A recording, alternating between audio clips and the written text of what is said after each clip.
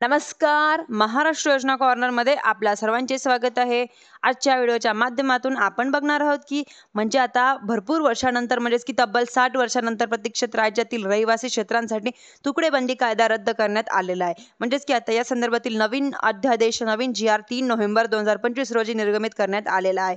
ज्यांच्यामुळे आता शहरालगतच्या गावालगतच्या गावठाण व लागतच्या जे काही जमीन आहे काही गुंठे असतील त्या आता नागरिकांना अधिकृत करता येणार आहे.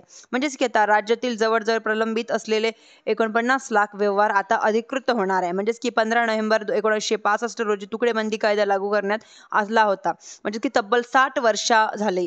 परंतु या तुकडेबंदी कायद्यामुळे छोट्या छोट्या जमिनीचे व्यवहार करता येत नव्हते. राज्यामध्ये तुकडेबंदी कायदा हा कृषी क्षेत्राला लागू होतो. यांच्यामुळे आपण जर पाहिलं तर कृषी क्षेत्रामध्ये जमिनीचे जे काही जिरायत आहे बागायत आहे वर्गीकरण नाही करण्यात आलेले आहे. म्हणजेच की जिरायत क्षेत्रासाठी बागायत क्षेत्रासाठी प्रमाणभूत क्षेत्र निश्चित करण्यात आलेले आहे. ज्यांच्यामुळे राज्यातील जवळपास सर्व जिल्ह्यांमध्ये बागायतीसाठी 10 गुंठे असतील किंवा जिरायतीसाठी 20 गुंठे असतील प्रमाणभूत क्षेत्र असतील किंवा करण्यात आलेले. म्हणजेच की नागरीकरण वाढलेली वस्ती वाढलेली यांच्यामुळे बऱ्याच साऱ्या नागरिकांसाठी गावालगतच्या शहरालगतच्या जमिनी घेतल्या प्रमाणभूत क्षेत्रांमध्ये कमी गुंठे घेतले जाते व 10 गुंठे असतील प्रमाणभूत क्षेत्र असतील किंवा 1 गुंठा असेल अर्धा गुंठा असेल 2 गुंठे असतील. परंतु तुकडेबंदी कायदा लागू असल्यामुळे या छोट्या छोट्या तुकड्यांची अधिकृत अशी नोंद करता आली नाही. परंतु मालकी हक्क आले नाही. परंतु आता परिणामी गेल्या अनेक वर्षांपासून असे व्यवहार नागरिक आपल्या जमिनीच्या मालकी हक्कासाठी प्रतीक्षेत असते.